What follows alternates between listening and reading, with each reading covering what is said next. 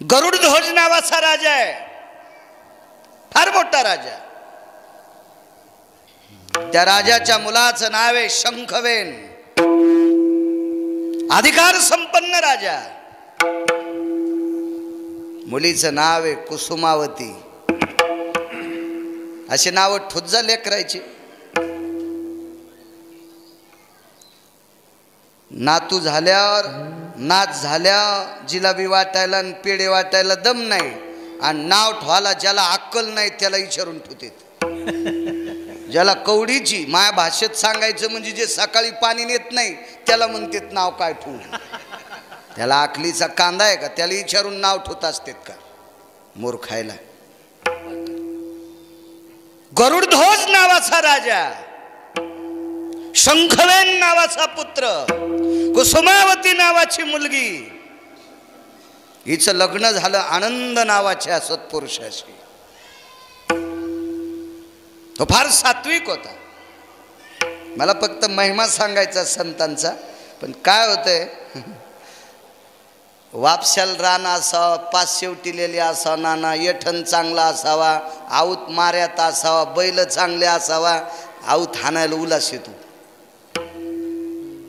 कधी कधी असं श्रोते गोड आहेत आपल्या परिसरातले, सात्विक सदाचारी श्रोते आहेत, आनंद वाटतो.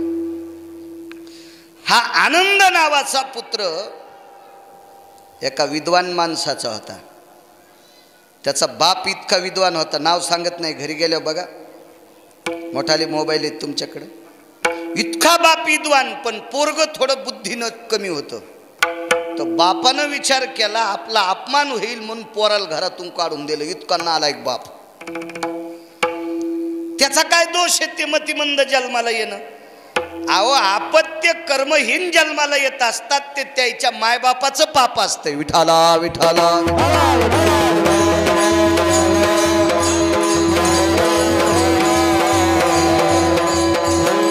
सगळं पुण्य लागतंय. वंशाचं पुण्य लागतं, परिसराचं पुण्य लागतं, साधू संतांचा आशीर्वाद लागतो. हे काय तुमचं आमचं एकट्याचं असतं कधी? काय दोष आहे त्याचा? दिलं काढून. ते एवढं विद्वान झालं, इतकं विद्वान झालं, इतकं विद्वान, त्याच्या विद्वत्तेला हा गरुडध्वज नावाचा राजा भुलला. म्हणजे प्रसन्न झाला. भुलणं शब्द थोडासा वावगा ठरतोय. प्रसन्न झाला आणि मुलगी कुसुमावती नावाची वैभव देऊन टाकली. त्या सात्विक मुलगी होती. लग्न झालं. काही दिवसाला शंखवेन नावाचा पुत्र मृत्यू पावला. सर्पदंशानं मृत्यू पावला.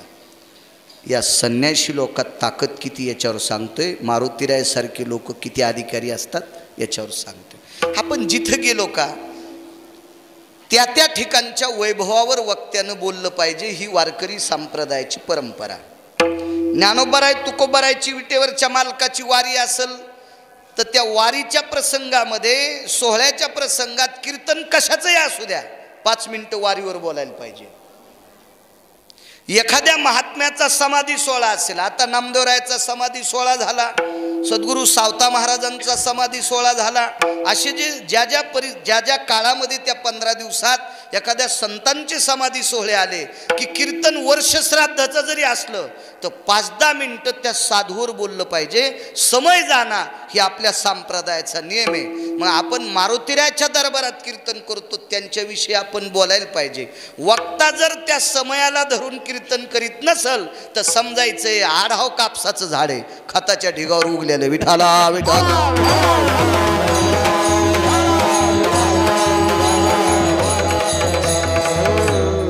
सांगा आपल्या सगळ्या वारकऱ्यांना, पक्वाद्यांना, मला इथं येण्याचा योग माऊली वर्णेकर कोणामुळं आला? मारुतीरायामुळं आला. हो, हे काय अभिषेक ठेवणारे, अन्नदान ठेवणारे एखाद्या तळ्यात थोडी ठुत होते, आणि हे न कुठं जरी ठुला तर ह्या थोड्याच येत होत्या. तुम्ही का रिकामे येत का याला? 2 गोष्टी आहेत. यांचं श्रद्धेचं आमंत्रण आहे एक, दुसरी गोष्ट अधिक मास महिना आहे, आणि सगळ्यात महत्वाचा मुद्दा इथं मालकाचा अधिष्ठान मोठा आहे. ही ताकद आहे ना, याच्यामुळे ही सगळी लोक आहेत. ते सकाळी आमचा वैभवजींचा ना आमचा फोन झाला, ते गावाकडे होते, येतोच म्हणले. आले वेळेत. काय काय श्रद्धा असते हो काही काही माणसांची. श्रद्धा आहे, श्रद्धा आहे. कोण रिकामय मामा सध्या? किती माणसं कामात आहेत सध्या, किती कामात, तरी माणसं येते. ही मारुतीरायाची ताकद बघा. तो शंखवेन नावाचा मुलगा मृत्यू पावला सर्पदंशाने. काय त्यांचा महिमा सांगतो. सर्पदंश झाला आणि मृत्यू पावला. त्याचा अंत्यविधी झाला. दुःख वाटलं.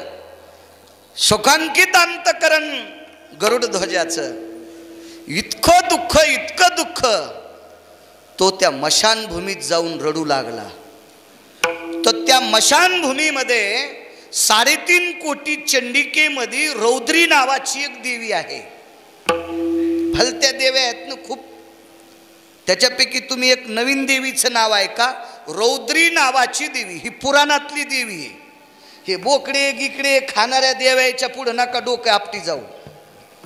बोकडे खाणाऱ्या देवाच्या पुढं जे डोके आपटीते ते पुढच्या जन्मात बोकडे होणार आणि ते ईदीच्या दिवशी कापल्या जाणार. विठाला विठाला.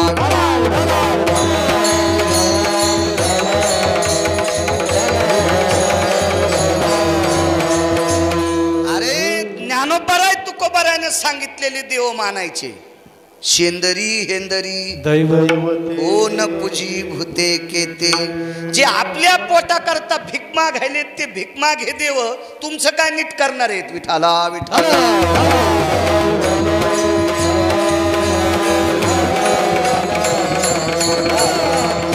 रौद्री नावाची जगदंबा आहे. पुराणात तिला अनन्य स्थान आहे. ही रौद्री नावाची देवी वाणी प्रगल्भ झाली आणि तिची वाणी वाच होऊन बोलू लागली. राजन, माझ्या मंदिराच्या पाठीमागे तू खण. तुझा मुलगा जिवंत करणारा तुला तिथं सापडेल. विज्ञान मानेल न मानेल, मी पुराण सांगतोय.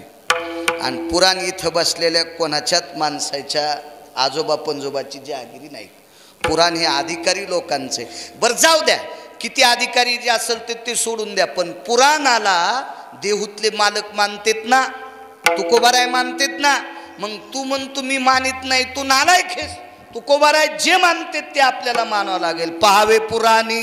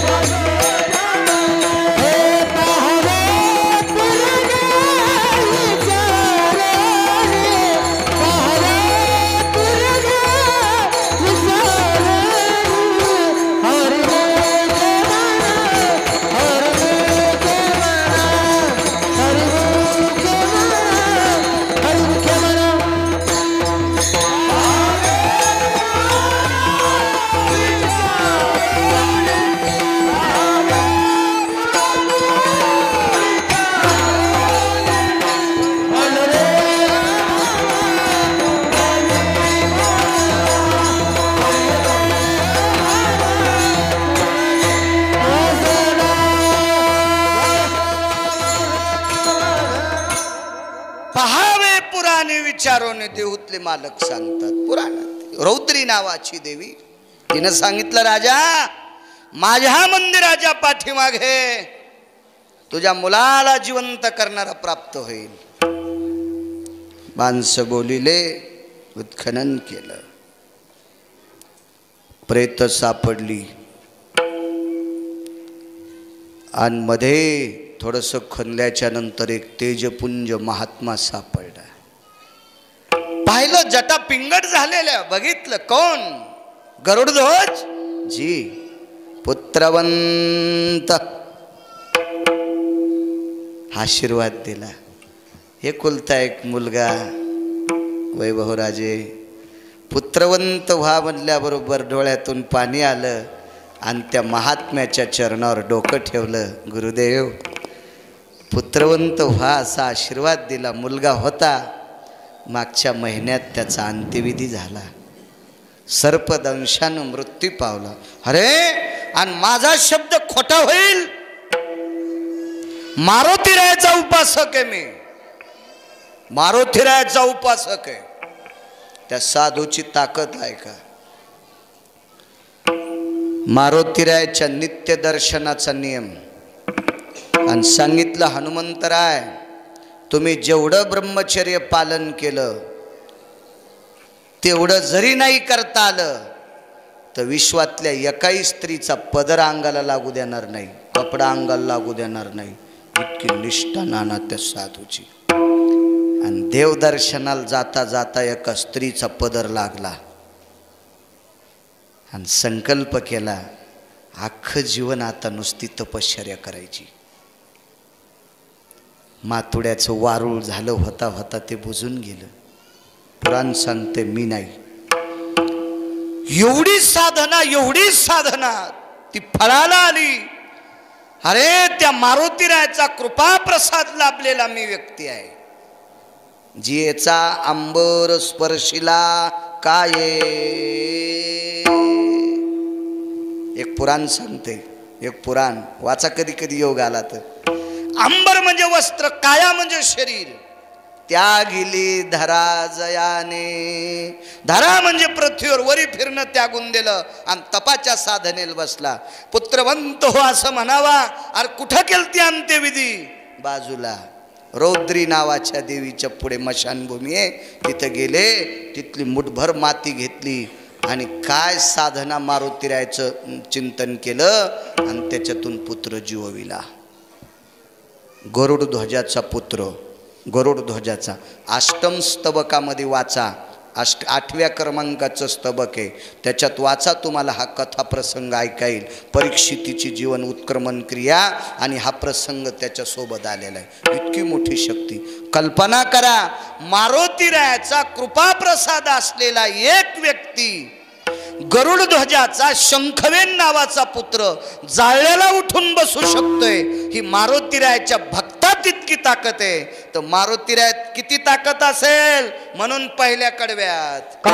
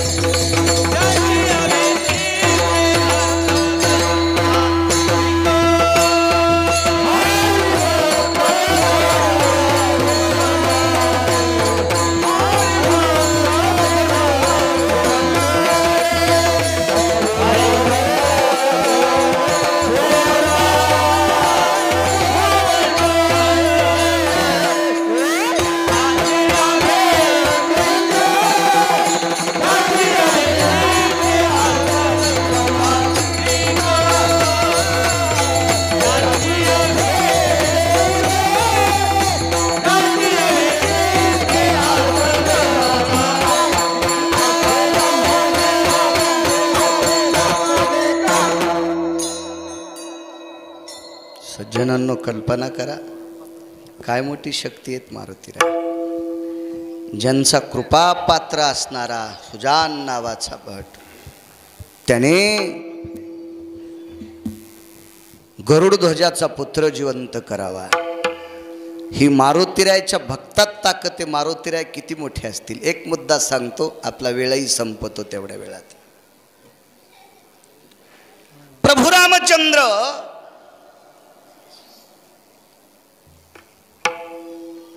कुंभकर्णासोबत युद्ध करू लागले आणि कुंभकर्णासोबत युद्ध करत असताना इतके प्रभू रामचंद्र जर्जर झाले. खरं तर कुंभकर्णाने टाकलेली अस्त्र शस्त्र प्रभू रामचंद्रांनी ती फेटाळली, ती ताडण केली, ती लोटली, पण विजा झाल्या अंगाला. थोड्या थोड्या विजा झाल्या प्रभू रामचंद्राच्या अंगाला. पण प्रभू रामचंद्रांनी जेवढी अस्त्र शस्त्र टाकली, उदबत्तीची काडी टोचले इतकं पण कुंभकर्णाला त्रास झाला नाही. त्याला घाम नाही, तो दमला नाही, त्याचा श्वासोश्वास रोखला नाही, काहीच नाही. प्रभू रामचंद्र विचार करत होते, आतापर्यंत इथे चाललेल्या या समुद्राच्या तीरावरच्या युद्धावर आपण अमाप प्रयत्न करून कितीतरी राक्षस मारली, हे बेट साल दमत पण नाही. काय मदोन्मस्त आहे, मस्ताडेल आहे. काय भयावह शक्ती, किती भयंकर भीषण शक्ती याच्यात, काय ताकद आहे याच्याकडे, हे बेटा ऐकत नाही आपल्याला. थकले प्रभू रामचंद्र. आणि युद्ध त्या दिवशी सूर्यास्ताला जायच्या वेळेला युद्धाला पूर्णविराम असतो. अशा वेळेला भगवंताला वाटलं, आजच्या तिथीला आजच्या दिवशी आपण सूर्यवंशात असताना सूर्याच्या प्रकाशाच्या सानिध्यात आपल्याला हार पत्करावं लागती. याचं दुःख पंढरपुरातल्या मालकाला 7व्या अवतारात प्रभू रामचंद्राला झालं. दुःख ठराविक जागेवर सांगता येते. तुम्हाला लय नाद असतो कुठेही दुःख सांगायचा. नका सांग जाऊ, काही फायदा नसतो. ज्या बाईला कवडीची अक्कल नाही तिच्यापाशी काऊन तुम्ही पसाभर पाणी डोळ्याचं गाळीता. तितकं जर महादेवापाशी गाळलं, तितकं पांडुरंगापाशी गाळलं, जगदंबेपाशी गाळलं, फोटो एखा तुळशीपाशी डोळ्यातलं पाणी गाळलं तर त्या प्रसन्न होत्या. ह्या येडपट बाईला दुःख सांगून, काही एक बाई एक सून अशा बाईला दुःख सांगून आली, बाई काकू मै सासू मला लयच त्रास द्याली बाई, कसं जगाव कळणं. आणि तिला सांगायली हिनं तिन्ही सुना फुकून द्याल त्या. जिनं जित्या तिन्ही सुना फुकून दिल्या, तू कशाला सांगायली मंजुळा तिला, पाप लागन तुला. विनोद नाही. माझं मत आहे, दुःख त्या व्यक्तीला सांगा जो आपलं दुःख निवारण. देवा सांगू सुख दुःख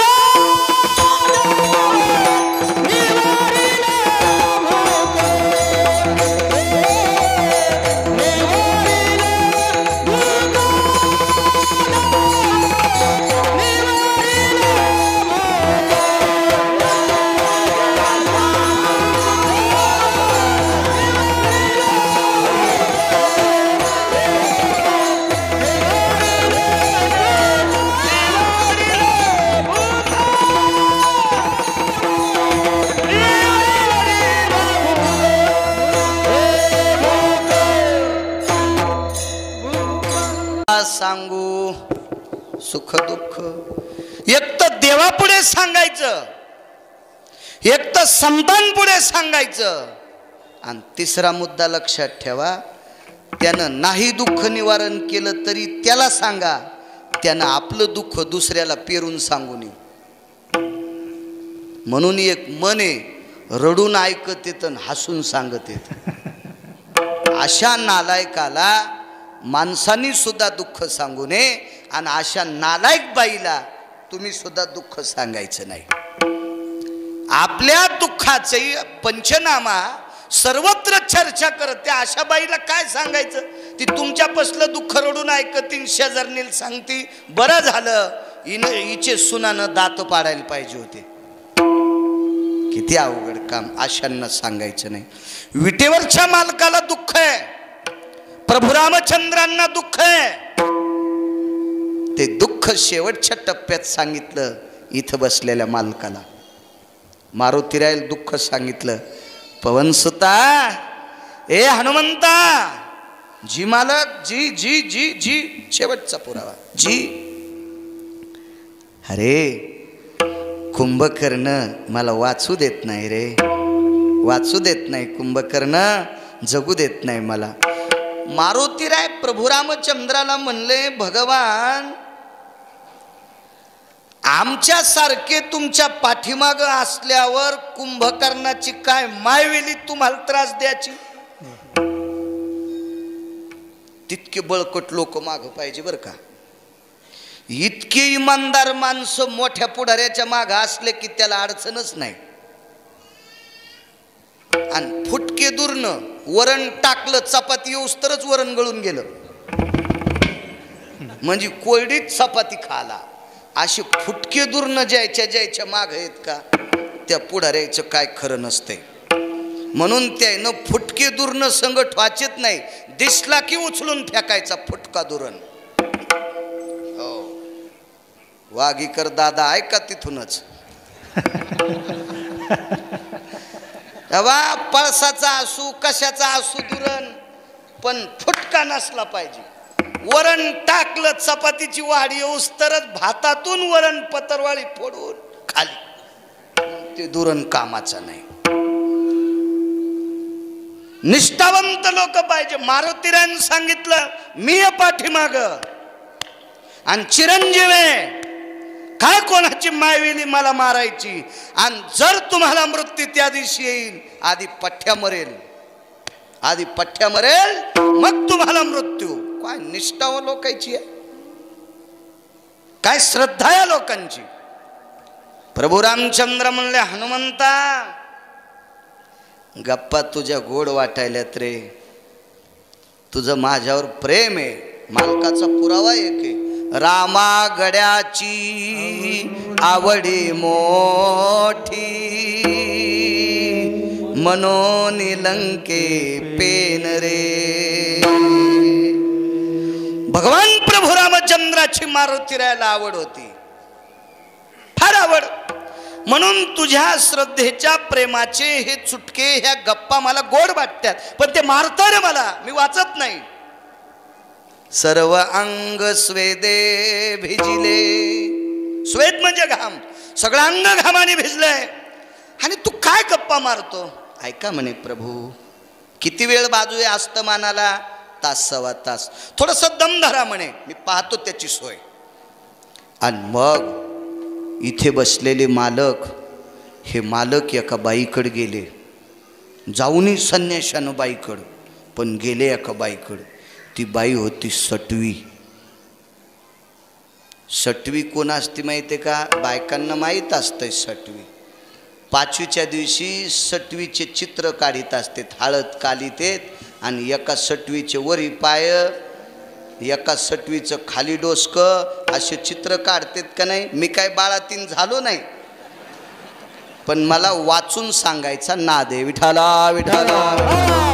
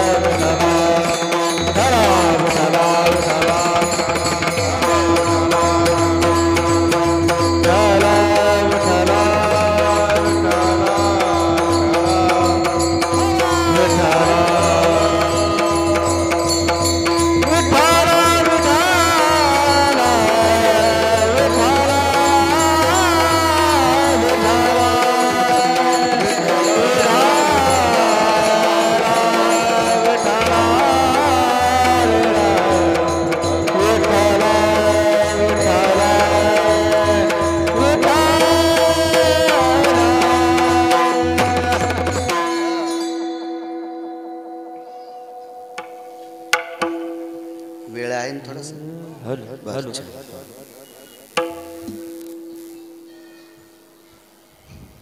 मारुतीराय एका स्त्रीकडे गेले. शेवटचा पुरावा, वेळ घेणार नाही जास्त.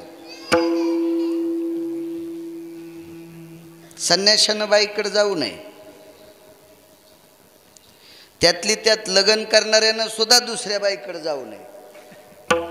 तर संन्याशाचं तर लय लांब झालं. सटवीकडे गेले. 7 सटव्या येतात. बायकांना माहीत असावं 2-3 सटव्यांची नावं. आपण एखाद्या नालायकपणा केल्यावर तिला म्हणतात काय त्या सटवीच्या नादी लागलं. यायला सटव्या नसतात म्हणे, सटव्या त्या असतात. माणसाचं भविष्य लिहिणारी सटवी साहेब, राक्षसाचं भविष्य लिहिणारी सटवी. मारुतीराय त्या सटवीकडे गेले की ती राक्षसाचं भविष्य लिहित होती. काय त्यांचा महिमा सांगतोय, शेवटचा पुरावा. दर्शन घेतलं तिचं. गरज किती खाली वाकवते पहा माणसाला. मारुतीराय विश्वातला 1 नंबरचा महात्मा, 1 नंबरचा महात्मा. मगाशी तुम्हाला एक वर्णन ऐकलं ना तुम्ही गरुड ध्वजाचं. मारुतीरायाची भक्ती करणाऱ्या व्यक्तीला दर्शन घेता घेता पदर लागला एका बाईचा, तर त्यानं खड्ड्यात तपश्चर्या केली. खड्ड्यात पदर लागला. तर ज्यानं लग्न नाही केलं त्याला साबणाची आडोटाईच कशी पाहता येईल. त्या बायकायला तर कपडेच नसते. माझ्याकडे काही मोठा मोबाईल नाही, पण कोणाच्या घरी लवकर गेल्यावर टी व्ही पाहायला भेटते ना, ते तिथं त्या ॲडव्हर्टाईज पाहायला भेटतात. किती घाण आहे ते लक्षात घ्या बरं. नुसता तो पदराचा स्पर्श झाला तर खड्ड्यात तपश्चर्या. तर मारुतीराय किती टोकाचे असतील. पण एका सटवीचं दर्शन घेतलंय. दर दर दर दर घाम आला त्या सटवीला. तिला घाम येण्याचं कारण एकमेव होतं साहेब. सटवी ज्याच्या भाकरी खात होती त्या मालकाचं नाव होतं रावण, जगातला 1 नंबरचा श्रीमंत. तुकोबारायन ज्याच्या संपत्तीचं वर्णन केलं 1. आणि दुसरी गोष्ट 6 गुंडातला 1 नंबरचा गुंड. रावणासारखा गुंड कोणीच नव्हता. 6च गुंड वाचण्यात आले माझ्या, त्याच्यापैकी 1 नंबरला रावण होता. श्रीमंतीच्या बाबतीत पाषाण परीस भूमी जाबुनंद, वंशाचा संबंध धातयाचा डायरेक्ट ब्रह्मदेवाशी संबंध होता. दुसरी श्रीमंती सांगू का साध्या भाषेत. रावणाच्या पूर्वेकडचं कंपाऊंड, गावकोस कळणार नाही, कंपाऊंड सांगतो. हे कंपाऊंड भांबळे साहेब त्याच्यातला 1.5 फूट कोपरा जर कोरला तर 35 बारे आमदार होता येते. गळ्यात शपथ, मी काय खोटं सांगत नाही. मला सगळं राजकारण कळतंय, फक्त पडायचं नाही. कारण सांगतो, 269 किलोमीटर लांबीचं भिताड. मी काय गांजावडीत नाही, मी वाचून सांगतोय. आतापर्यंत एकही गोष्ट पुराणातली कोणाचं ऐकून सांगत नाही. ऐकिलं 6च लोकांचं, त्याच्यापैकी माधव महाराज मगर सुरजखेडकर. विठाला विठाला. 269 किलोमीटर लांबीची भिंत, 11.5 फूट उंच आणि 4.5 फूट रुंद. तर 4.5 फूट रुंद आणि 11.5 फूट उंच, तितकाच जर 1.5 फुटाचा कोपरा काढला तर एकाही माणसाला रुपड्या द्यायचा नाही. तालुक्यातल्या प्रत्येक बाईला नेकलेस द्यायचा. त्यानं किती येड्यावानी करू द्या, ती अशी शेंडीच पिळी. ती मुकाट्या बास हळदीच्या अंगापासून आले तर फटका मनी केला नाहीस, त्या बोनं नेकलेस द्याला. हे बटन दाब, दाब, हे बटन दाब. कशा हसत्यात बघा. मी हे रामायणातलं सांगायलो. द्वारकाबाई, सखूबाई, वत्साबाई, अंतिकाबाई, मंजुळाबाई, आताच नाही सांगायलो. इतका मोठा श्रीमंत रावण साहेब. आणि तेवढ्या मोठ्या श्रीमंत रावणा सटवीला घाम का आला मारुतीरायन पाय पडल्या की एवढा मोठा श्रीमंत रावण, पण त्याच्या दाढीन मिशा इथं बसलेल्या मालकानं जाळल्या. हनुमंत महाबली.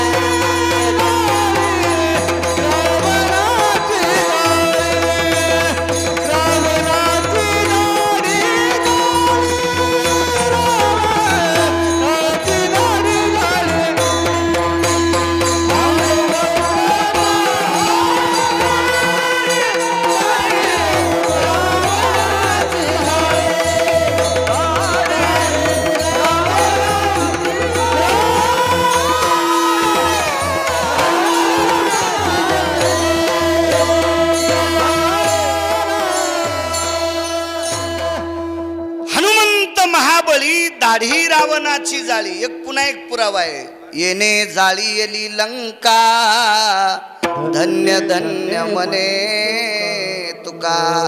देहूतले मालक म्हणतात त्या नालायकाची नगरी जाळून टाकली. ती ताकद मारुती राहायची. ती सटवी थरथर थरथर घामाला मार्गदर्शन घेते. काय काम? काही नाही बाई. एक बोलू का? रावणाचं भविष्य तूच लिहिलंस का? हो म्हणे मीच लिहिलं, मीच लिहिलं, मीच लिहिलं. काही माणसं प्रारब्धाला मानित नाहीत. एक जण म्हणला मी नशिबाला मानित नाही. तुमच्यातलं उदाहरण सांगतो राजकारणातलं. अंगावर घ्यायचं नाही बरं. हो. मी परिसरात कशामुळं भेटतो? शक्यतो परिसरात लय टाळीतो. लांबला गेल्यावर काय ताण नसते आपलं. उगूच एखाद्यानं म्हणावं मलाच टाचका हाणला काय, ते नाद नाही आपल्याला. आणि गरज बी नाही साहेब कोणाचे उकांडे उकरायची. पाईप द्यायलाय पंढरपुरातल्या मालकान बारीकसा पैशाचा. त्याच्यामुळं कशाला इचकायचं कोणाचा आगाव. पण पुरावा मांडतो तुमच्या पुढे. काही माणसं प्रारब्धाला मानित नाही. मूर्खपणाने प्रारब्धाला न मानणं. बरं ठीक आहे, शेतात काम केल्यावर पीक येते याबद्दल मान्य आहे. पण उद्या ज्वारी काढायला जायची म्हणून आज संध्याकाळी गाराचा पाऊस पडला. आता ज्वारी पिरली असं कळतच नाही. बोरी करते हे कोणाच्या हातात आहे? त्याच्या. आपलं प्रारब्ध गहन असलं की त्या काही गोष्टी होत नसतात. प्रारब्ध मानावंच लागतं. भविष्य सटवीनं रावणाचं लिहिलं. रावणाचे 2 भविष्य होते. रावणाला मारणार कोण? रावण राज्याधिष्ठित किती होईल? 19 प्रकरण आहेत. आणि कुंभकर्णाचं एक प्रकरण. तर रावणाला मारणार कोण आहे? सूर्यवंशातला राजा. कुंखात हात बुडिले. रावणानं आपल्या कपाळावर हाताशी चिटकिल्याबरोबर अक्षल शयवृद्धी रघुवंशानाम अजसुपुत्रेषु दशरथायाम दशरथो सर्व रामानाम तुम हस्ते न जायते नैवम गिरगावकर लिखितम. हे काय गिरगावकरांनी थोडं लिहिलं? हे भविष्य होतं. अहो राम आपल्याला मारणार आहे हे रावणाला दशरथाच्या लग्नाच्या अगोदर कळालतं. म्हणून दशरथ राजाचं वऱ्हाड रावणानं समुद्रात बुडिलं. समुद्रात बुडिलं. पण नवरी वाचलीच. वाचलीत नवरी. झालेच राम आणि वाजिलाच रावण. प्रारब्ध आहे. मानित नाहीत माणसं. 2-4 पुस्तकं शिकल्याला म्हणला काय नशीब मानायचंय. एका जाग्यावर एका इलेक्शन मध्ये इकडचे 9 लोक आले आणि इकडचे 9 लोक आले. 18चं मतदान होतं. ते 18 मेंबर असतील ना. मग या एक गटातले 9 आले, ह्या गटातले 9 आले. आता सभापती कोणाचा करायचा? रुपयाच्या हातात. असंच असतं ना साहेब. मग रुपया फेकला. दोन्ही इतके रगील होते. नशीब मानितच नाहीत म्हणले. आणि रुपया फेकल्यावर एक जणाच्या नावानं पडला. कस काय? आणि नशीब मोठं पठ्याचं हाणायला पाहिजे तुला. आता कस काय नशीब मानतो? मानावंच लागते. प्रारब्धाचे ललाटीचे लिहिले नपुषे काही केले. प्रारब्ध आहे. मला तुम्ही 2 कोटी दिले यरी म्हणालो बरं मी. हो. मी परभणी जिल्ह्यातल्या कुठल्याही नेत्याला 1 रुपयाचा त्रास देत नाही. आणि कामं पडलं नाही ना. तुम्ही वाईट हेत असं नाही. चांगली माणसं आहेत. पण मला काम नाही पडलं. बायको एकच आहे. आणि कामाशी काम हे कीर्तनाचं जमिनीतलं शेतीतलं भरपूर येतंय मला. त्याच्यामुळे तुम्हाला त्रास नाही. जे दिवशी उडन ते दिवशी पाहू. मग बघून घेऊ. काय सांगू लागलो?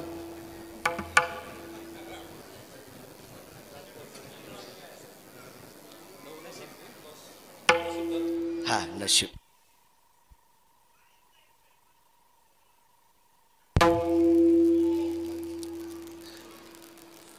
भविष्याला मानावला. हा मला 2 कोटी रुपये दिले. इथं आलतो.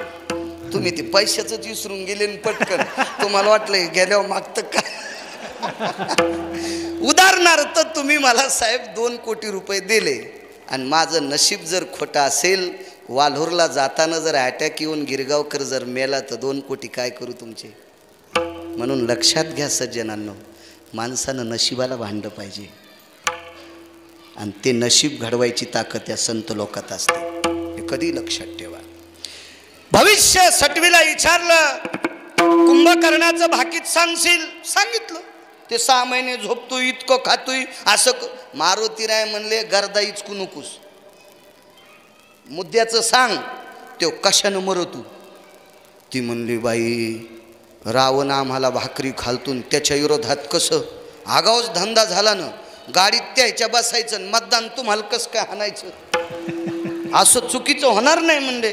रावण मारुतीराय म्हणले मुकाट्यास सांग, मी काय बाई मारीत नाही, पण तू घर फुकून दिल्याशिवाय राहणार नाही, हे लक्षात ठेव. तुझ्या मालकाच्या दाढी मिशा जाळल्या, तुला फुकायला किती वेळ लागन. लोकडे ते मारुतीराय होते. मारुतीराय बाई लटलट हल्लीन म्हणली त्याला मरण एका गोष्टीने, पण मी कानात सांगते. मारुतीराय म्हणले तू जर संन्याशाच्या कानात बोललीस तर बाकीचे लोक म्हणते मारुतीरायच्या कानात एक बाई बोलत होती. माणसं लय आगाव येत ना, माणसं म्हणजे साहेब ह्या आग्या मावळाच्या माश्या आहेत. आग्या मावळाच्या माश्या, ज्यानं धुपण आणलं का त्याला कांदा काढू देतात, धुपण गौरीचं त्याला कांदा काढू देतात, आणि गण लावणार फिरणं की त्याला डसात्यात. तर तसे माणसं आहेत, काय चर्चा करतील त्याचा मेळच नाही ना. मारुतीराय म्हणले कानागिनात काय नाही, लिहून दे. ती म्हणली मला लिहिता येत नाही. मग भविष्य कसं लिहितीस, ते मारुतीराय आहेत ना, बुद्धिमतान वरिष्ठ. लिहि म्हणे, लिहून दिली, चिठ्ठी वाचिली, आले वापस. 15-20 मिनिटं शिल्लक होते सूर्य मावळायला. काय त्यांचा महिमा सांगतोय. मारुतीराय प्रभू रामचंद्राच्या पाठीमागे उभे, बोलण्यात वेळ घालायचा नव्हता. मारुतीरायचा प्रभू रामचंद्राचा प्राण कंठाला आलता. इथं तात्काळ कुंभकर्ण प्रभू रामचंद्राचा शेवट करीत होता. तेवढ्या अवकाशात मारुतीराय पाठीमागे उभेत, आणि मारुतीरायनं शेपटीला असं चोंभाळलं. शेपटी फार अधिकारी आहेत मारुतीरायची, आणि शेपटीला सांगितलं बाई तू जाय आणि प्रभू रामचंद्राच्या काखेत अशा गुदगुल्या कर. तर शेपटी मारुतीरायला म्हणली रात्रंदिवस तुम्ही ज्या देवाचं नाव घेता त्याची चेष्टा कशी करता येईल. मारुतीराय म्हणले त्याला वाचिण्यासाठी चेष्टा करायची. डॉक्टरनं एखादी जागा ऑपरेट केली म्हणजे चिरली, त्याचा काही दोष असतो का. त्याच्यातला आजार बाहेर काढण्यासाठी डॉक्टरनं ते ऑपरेशन केलंय, त्याचा काही विरोध थोडाच आहे. त्याला काही द्वेष म्हणत असतात का, त्याला म्हणतात का डॉक्टरनं मोहपोट कापलं, अरे ते कापल्यामुळंच वाचलास, मोठा गोळा निघला ना पोटात. तसं शेपटीला मारुतीरायनं सांगितलं भगवान प्रभू रामचंद्राची चेष्टा करावी ही माझ्या रक्तात नाहीये, पण हे काम केल्याशिवाय मालक वाचत नाही, तुला गुदगुल्या करावं लागतात. आणि मग तिनं असं आधार गुदगुल्या केल्या. तिला वाटलं प्रभू रामचंद्रानं झटका दिला तर शेपूट तुटन, आणि शेपूट तुटली तर हे बिना शेपटीचं होईल. एकदा झालंय रामेश्वरला तो प्रसंग वेगळा, म्हणून ती शेपटी आधार असं करायची. प्रभू रामचंद्रन 2-3 बारे असं, पण माग पाहत नव्हते ना, माग बघावं तर ते मारतंय. युद्धात नियम असतात. मारुतीरायन तिला दटीलं, नीटकरणं गुदगुल्या. जास्त गुदगुल्या केल्याबरोबर प्रभू रामचंद्र संदिशी माग पाहिले. कोण आहे रे, कोण आहे म्हणून पाठीमाग पाहिलं की मारुतीराय दिसले. आणि भगवंतानं सांगितलं हनुमंता तू एवढा विचित्रपणा करावा असं मला वाटत नव्हतं, तू असा विचित्र वागशील असं मला वाटत नव्हतं, शेवटी तुम्ही वानरच.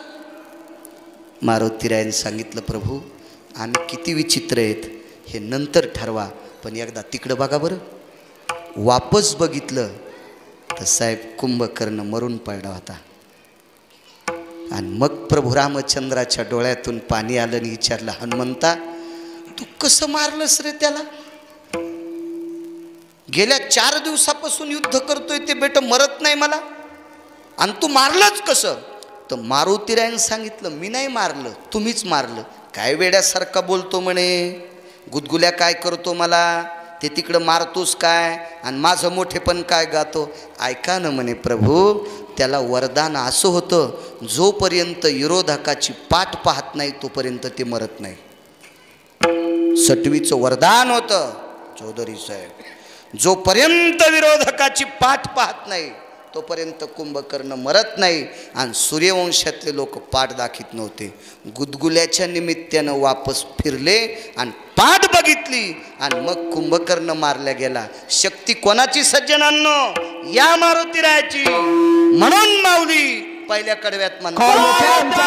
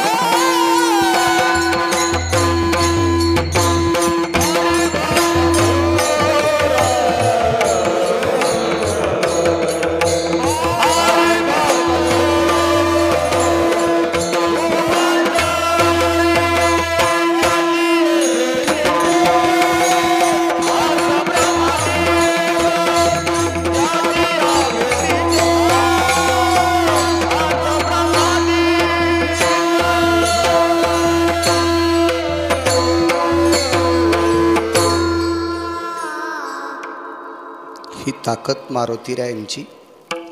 जर मारुतीराय त्या सटवीकडे गेले नसते तर कुंभकर्ण मृत्यू पावला नसता.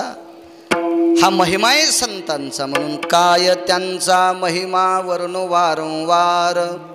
हरी भक्त थोर भूमंडळी. 5 ते 10 मिनिटात पूर्ण विराम करू. या लोकात ताकद